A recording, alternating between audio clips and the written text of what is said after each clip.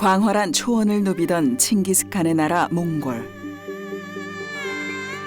신이 버린 땅이라고 불릴 만큼 척박하고 황량한 땅에 위대한 발자취를 남긴 사람들의 이야기가 바람을 따라 전해지고 있습니다. 먼 곳에서 손님이 찾아온 건 100여 년 전입니다. 대한민국의 군인이자 의사였던 분, 빼앗긴 나라를 되찾기 위해 이 땅에 왔고 죽어가는 몽골 사람들을 외면하지 못해 의수를 펼쳤습니다. 아픈 이들을 헌신적으로 보살폈던 손님의 단 하나 소망은 조국의 독립이었습니다. 숭고한 삶은 100여 년 뒤에도 몽골 사람들의 가슴에 깊은 울림으로 남았습니다.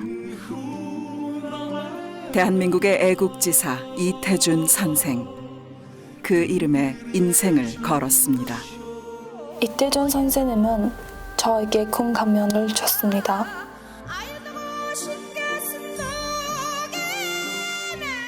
군인의 길을 걷기로 했던 저는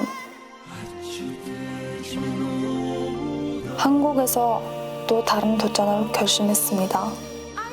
나라를 지키는 군인이자 생명을 살리는 의료인이 되기 위해 몽골에 따른 대한민국을 선택했습니다.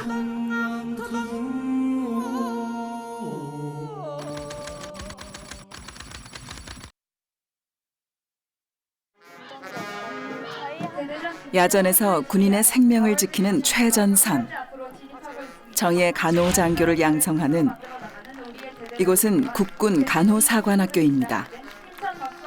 오늘은 90명의 신입생도들이 꿈을 펼치기 시작하는 날입니다. 누구보다 벅찬 마음으로 후배들을 축하해주는 사람, 간호사관학교 최초의 수탁생인 설렁거 생도입니다. 4년 전 그날이 아직 생생합니다.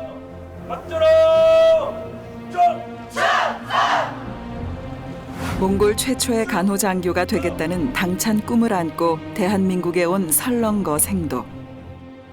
총사!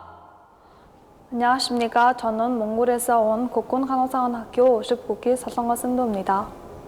몽골에 있는 국방대학교에서 2년 반 정도 교육받아가지고 그리고 여기 한국에 오게 됐습니다. 저는 몽골에서 계셨던 이태준 선생님이 있는 것으로 알고 있습니다. 독립운동을 위해 몽골로 건너갔던 애국지사 이태준 선생은 병원을 세우고 근대 의수를 펼쳐 몽골의 슈바이처로 존경받는 분입니다. 100년 전쯤에 몽골에 있는 질병 같은 거 치료하시고 그리고 어려운 사람들한테 도움이 많이 주시는 봉사활동 일을 하시는 분 있었다고 들었습니다. 그래서 그분처럼 한국에서 교육받아가지고 몽골에 돌아가서 이분처럼 간호 일을 봉사활동으로 하고 싶은 마음이 있어서 한국에 왔습니다. 쉽지 않은 선택이었습니다. 한국어를 배우기 위해 1년 동안 어학연수를 받았고 모든 것이 낯설었지만 간호장교가 되겠다는 꿈 하나로 5년을 매진했습니다.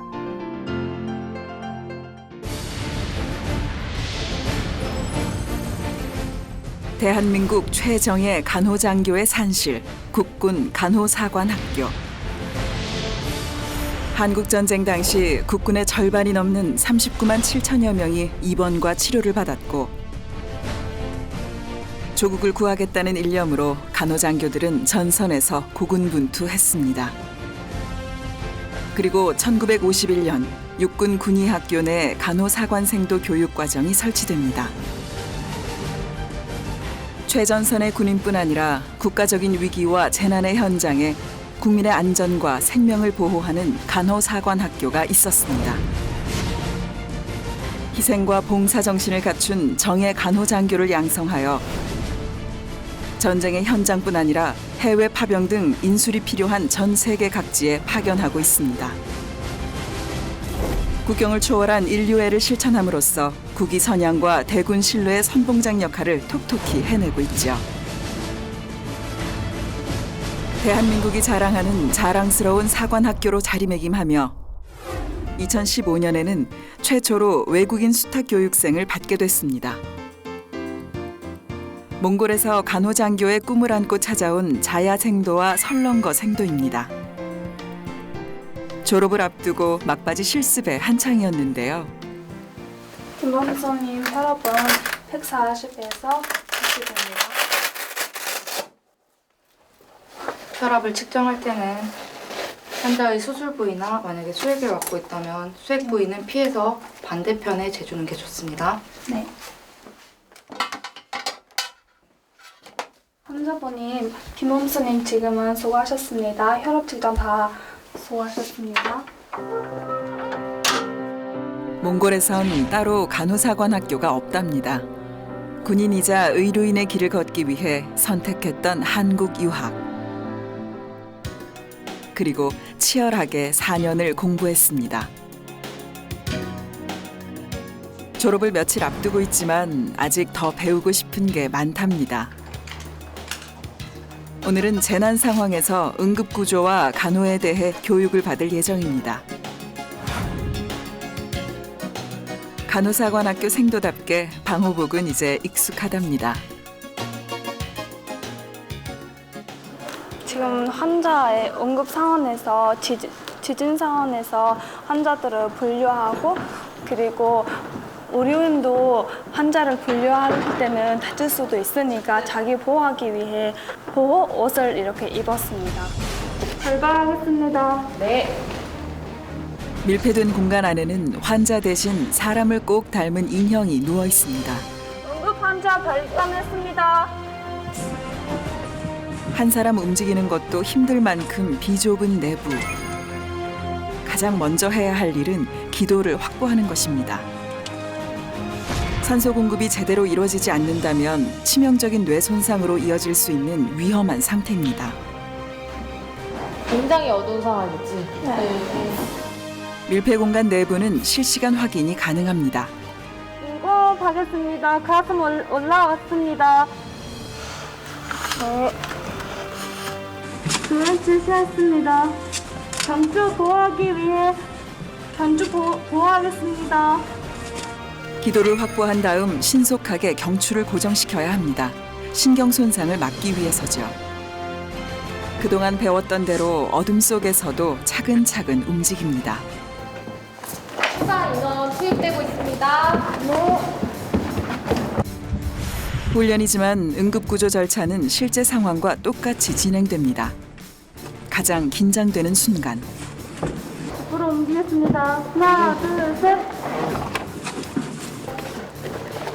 환자를 옮기겠습니다. 하나, 둘, 셋. 환자를 안전한 장소까지 대피시켜야 합니다.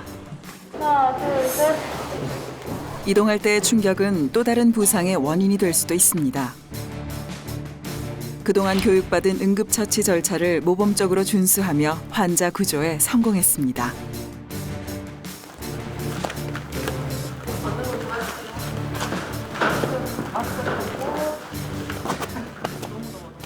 그거 폐쇄 공기에 돌아가면 숨쉬기도 힘들고 앞에도 보이지 않으니까 그 생각밖에 없고 행동으로 보여주지 못하니까 너무 속상했습니다. 일단 저는 국군 간호사관학교에서 4년 동안 교육받았고 국군 간호사관학교에서 4년 동안 교육 마쳤으면 어떤 한 상황에서도 환자를 잘 챙겨줄 수 있는 그런 마음이 충분합니다. 할 수 있습니다. 1년간 한국어와 씨름한 뒤 4주간의 기초 군사훈련을 거쳐 정식으로 간호사관학교 생도가 됐습니다. 군인의 본분을 온몸으로 익혔던 시간. 전문 간호인으로서 지식 습득에 땀을 흘렸고 정예 간호장교가 되기 위한 인내와 용기를 배웠습니다. 무더운 여름에는 국가 재난에 대비하고 즉시 대응 능력을 향상시키기 위한 집중 훈련이 3주간 계속됐습니다. 전쟁은 물론 각종 테러나 자연재해와 같은 국가 비상사태를 상정해두고 총체적으로 경험해 볼 수 있도록 한 대규모 훈련에도 참가했었죠.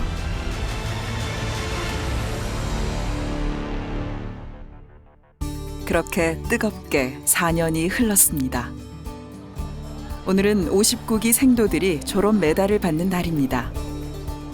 힘든 훈련을 잘 견뎌낸 설렁거 생도는 국군 간호사관학교 최초의 외국인 졸업생이 됐습니다.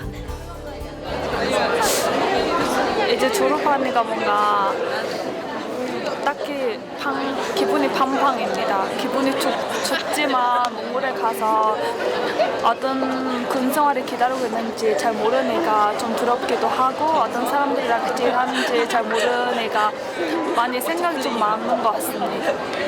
생각보다 정말 어제 뭔가 특전사 훈련 받는 것 같은데 지금은 이미 졸업하게 돼가지고 시간이 생각보다 진짜 빨리 갔던 것 같습니다.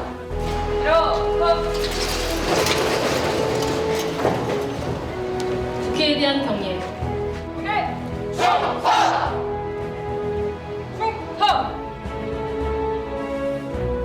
바로 애국가 제창.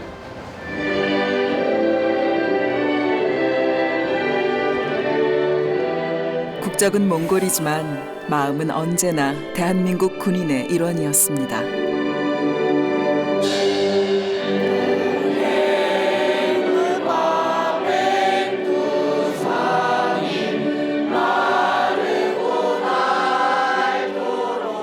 조국을 사랑하는 군인의 마음, 그리고 의료인이 가져야 할 희생과 헌신을 간호사관학교에서 배웠습니다.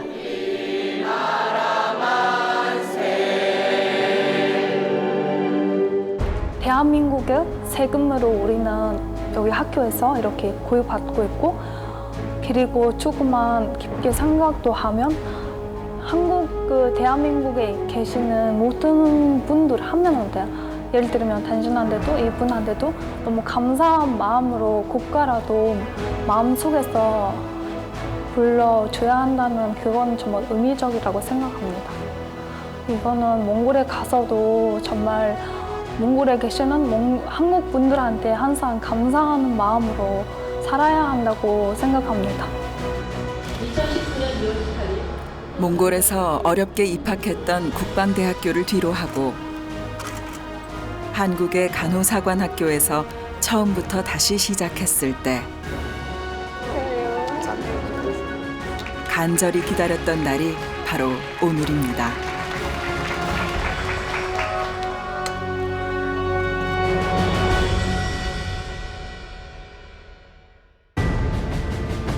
그리고 며칠 뒤 이별의 순간이 찾아왔습니다. 어학연수까지 5년의 한국 생활을 마치고 몽골로 돌아가는 날, 마지막 인사를 드려야 할 분이 계신답니다. 간호사관학교에서 공부하는 동안 가장 마음 깊이 존경했던 선배입니다. 지난 2008년 응급 환자 이송 중 헬기 추락 사고로 순직한 선효선 소령. 방금 경례하면서 생각이 나는데 이분한테 존경스럽고 영광스러운 분 앞에서 앞으로 어떻게 간호장교로서 일해야 하는지 그 책임감이 엄청 무겁습니다. 그래서 선배님처럼 앞으로 열심히 일하겠다고 약속을 했습니다.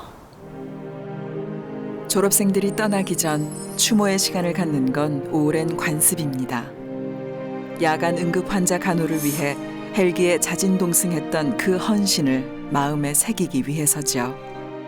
그분이 우리 선배이고 우리 다녔던 국군 간호사관학교에서 우리처럼 4년 동안 신도 생활을 받았고 간호 교육도 받았고 간호장교로서 졸업하셨는데 그분 엄청 영광스럽다. 어떻게 그렇게 넓은 마음, 깊은 마음이 있었을까? 자기도 가족도 있고 자기도 아기가 또 있고 한쪽으로도 보면 어머니이시고 한 번 보면 간호장교인데 환자분 생각하시고 달려가는 그 모습이 어떤 생각일까 그런 생각이 많이 했었습니다. 저는 딱히 100년 전에 그분이랑 같이 있는 것도 아니고 그분 저한테 치료해 주는 것도 아니지만 그분 자기 나라도 아니고 몽골에 가가지고 몽골 사람들한테 자기 손 내주시면서 치료도 해주는 거든 또 그러면서 돈도 받는 것 아니잖아요. 다른 사람을 생각하고 봉사하는 건데 참 감사한 마음도 크고 몽골에 가서도 그분이랑 한번 가서도 인사도 드리고 싶은 마음이 있습니다. 대한민국의 애국지사 이태준 선생의 길을 따라 걷겠다고 결심한 지 5년 만에 더 큰 가르침을 안고 고국으로 돌아갑니다.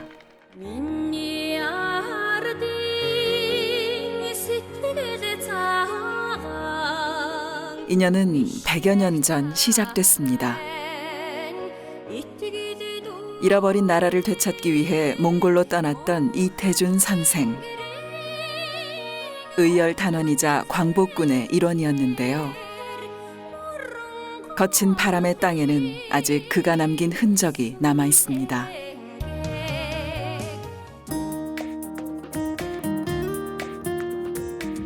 간호사관학교를 졸업한 지 2달 만에 설렁거 생도를 다시 만났습니다. 안녕하세요. 오랜만입니다. 오랜만입니다. 얼마만이냐 이게? 네. 몽골에서 만나서 반갑습니다. 반갑습니다. 몽골로 돌아가시고 한 2달 만인가요? 네, 맞아요. 보시던 게 뭐예요? 여기는 우리 학교에서 주셨던 책인데 간호 공부 더 열심히 하기 위해 공부하고 있습니다. 한국에서 가져온 간호학 교재를 틈날 때마다 들여다보는 게 요즘 일상이라고 합니다. 지금은 아직은 일은 시작하지 않아가지고 대기 중입니다. 그래서 그 전에 간호 공부 더 열심히 하기 위해 공부하고 있습니다. 한국은 따뜻한 봄바람이 한창인데 겨울이 긴 몽골에선 아직 바람이 차고 매섭습니다. 5년 만에 돌아온 고향.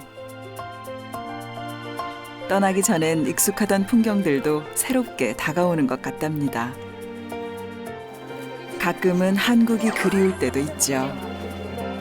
그럴 때면 찾는 이곳은 울란바토르에서 가장 번화한 재래시장입니다. 손에 든 게 뭐예요? 여기는 한국 노래들입니다. 이제 한국에서 오래 살아가지고 가끔씩 한국 노래 듣고 싶을 때 있습니다. 그때 들어보려고 사려고 합니다. 5년 만에 몽골에 왔잖아요. 네. 똑같아요? 몽골? 좀 새로운스럽고 많이 달라졌습니다. 한국에 가기 전 이곳에서 드라마 CD를 고르는 것이 큰 즐거움 중 하나였답니다. 또 뭔가 이거 드라마도 보니까 여자 배우들도 예쁘고 남자 배우들도 잘생겼잖아요. 그래서 가보면 그런 사람들 만나니까 멋있는 그런 느낌이 있어가지고 가보고 싶은 마음이 있었습니다. 어릴 땐 몽골이 세상 전부였죠. 한국 문화를 접하면서 또 다른 꿈을 꾸기 시작했고 더 넓은 세상을 향한 도전을 결심할 수 있었답니다.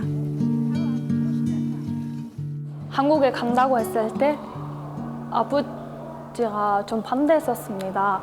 왜냐하면 저 국방대학교 갔을 때부터 저 외동이어가지고 외동 달리는데 왜 굳이 군대 갔냐고 군대 생활이 어렵다고 했었는데 이건 제가 가야 하는 길 같아. 이건 제가 선택할 수밖에 없는 그런 느낌이 있어가지고 선택했어서 부모님들은 반대해도 제가 제 인생이니까 선택했었습니다. 넓은 초원을 호령하던 칭기즈칸의 후예. 몽골의 딸을 멀리 한국까지 이끈 사람은 100여 년 전 이 땅에 찾아온 손님이었습니다. 대한민국의 애국지사 이태준 선생. 울란바토르 도심 한복판에 그의 생을 기념하는 작은 공원이 마련돼 있는데요. 한글을 몰랐던 시절에도 설렁과 생도는 이곳을 종종 찾았답니다. 처음엔 몽골에서 근대 의술을 펼쳐 많은 이들의 생명을 구한 고마운 한국인 의사라고만 생각했죠. 그리고 5년 뒤 한글을 읽을 수 있게 된 오늘 비로소 전시된 자료들에 담긴 의미를 제대로 이해할 수 있게 됐습니다. 이분이 원래 경상남도 함안 사람이에요. 그래서 경상남도 함안에서 이 건물을 지어줬어요.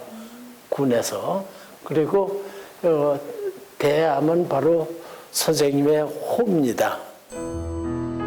의사이기 전에 군인이었다는 것도 이젠 이해할 수 있습니다. 혹시 이 사진은 실물 사진입니까? 네, 이게 졸업할 때, 그러니까 1911년 졸업했는데 2회 졸업생으로 했는데 그때 사진첩에서 나온 겁니다. 1905년 일본은 대한제국의 외교권을 박탈하기 위해 강제로 을사늑약을 체결하게 됩니다. 나라를 지키기 위해 전국적인 항일 의병 운동이 일어났지만 1910년 결국 주권이 일본에 완전히 넘어갔습니다. 일본이 이제 한국을 강제 병합한 이후에 이제 일본 식민 통치를 원활하게 하기 위해서 문제없이 하기 위해서 그동안 이제 일제의 어떤 침략에 반대했던 잠재적인 그런 세력들, 사람들, 인물들에 대한 이제 대대적인 탄압을 이제 하게 되는데 그게 이제 소위 우리 보통 얘기하는 그 백오인 사건. 1910년 평안북도에서 일본 총독을 암살하려는 시도가 일어나자 이를 핑계로 105명의 애국지사를 탄압한 사건인데요. 결국 독립의 뜻을 펼치기 위해 많은 민족운동가가 국외로 망명하게 됩니다.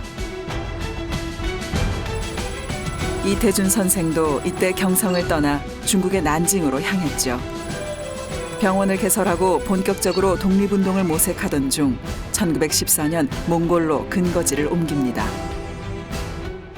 일본에 그래도 상대적으로 이제 만주 지역이나 러시아 연해주 지역이나 어떤 이런 중국 해안 지역, 연안 지역하고 비교해 볼 때는 그 몽골 지역이 상당히 내륙에 위치하고 있기 때문에 일본의 이제 영향력이 영향력이라는 게 주로 이제 뭐냐면 이제 뭐랄까 그 군이라든가 경찰, 정보기관 이런 거겠죠. 그런 영향력이 이제 덜 미치는 지역이죠, 몽골 지역. 그래서 러시아와 중국의 사이에 있고 내륙에 깊이 이제 지리적으로 이제 위치하고 있었기 때문에 군관 학교를 이제 그쪽에 세울 수 있다는 거죠. 당시에는 고륜이라는 이름으로 불렸던 몽골의 수도 울란바토르. 일본의 눈을 피해 비밀 군관 학교를 설립하기에는 최적의 장소였죠. 군관 학교는 독립운동가들의 간절한 꿈이었습니다. 당시 몽골은 200여 년 동안 만주족의 지배 아래 놓여 있었습니다. 그런데 청왕조가 무너진 중국의 신해혁명을 틈타 독립을 선언하게 됩니다. 이태준 선생과 애국지사들에게 몽골은 새로운 희망의 이름이었습니다. 네, 헌화하러 갑시다. 하지만 청춘의 꿈은 끝내 이루어지지 못했습니다. 몽골에 도착한 지 7년 만인 1921년. 안타깝게도 이태준 선생은 38세의 짧은 생을 마감했습니다. 황량하고 척박한 이국의 땅에서 그렇게 돌아오지 못할 먼 길을 떠나야 했습니다. 이태준 선생님이 이곳에 잠들어 있습니까? 선생님은 아마 저 성산에 계실 거라고 보여집니다. 그런데 그 산소를 찾을 수가 없어서 그냥 여기다가 그 비석을 세운 겁니다. 그 비석은 여기 글씨나 이런 걸 봐서 이게 한국의 그 비석 모양입니다. 몽골에서 활동했던 기간은 겨우 7년 남짓에 불과합니다. 길지 않은 시간 동안 몽골의 슈바이처로 존경받았던 이유, 그리고 비석만 지키고 있는 텅 빈 묘의 비밀을 찾아 이태준 선생이 남긴 발자취를 찾아가 봅니다.